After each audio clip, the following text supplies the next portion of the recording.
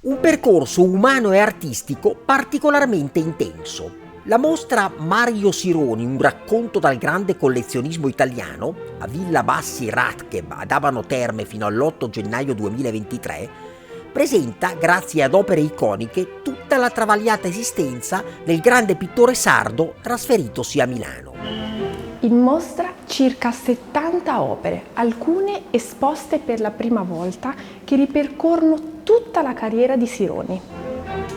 Si va dal piccolo quadretto del 1900, quando lui aveva circa 15 anni, a una delle sue ultime opere degli anni 60, Il Giudizio Universale.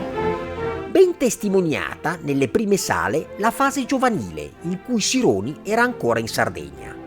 Come detto, è eccezionalmente visibile l'olio su tela dedicato a un paesaggio agreste che l'artista appena quindicenne dipinse ispirandosi ai macchiaioli e al naturalismo su cui si era formato. Poi, a paesaggi rurali, gradualmente nelle sale successive subentrano quadri di scorci urbani di vita cittadina benestante, ma soprattutto di periferie meno abbienti, tutti dipinti per lo più ambientati a Milano, città che l'artista amò moltissimo, ma da cui poi fu parzialmente deluso.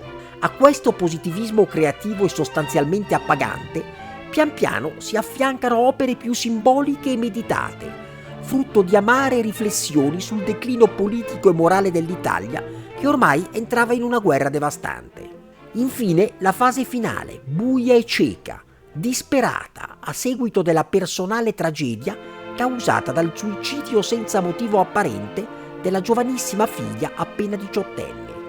Le ultime tele, nelle sale ai piani superiori, riflettono con forme totalmente destrutturate e segni confusi e indecifrabili questo pessimismo cosmico senza soluzione, a cui neanche la fede, che pure in qualche modo ancora animava Sironi, costituì un argine.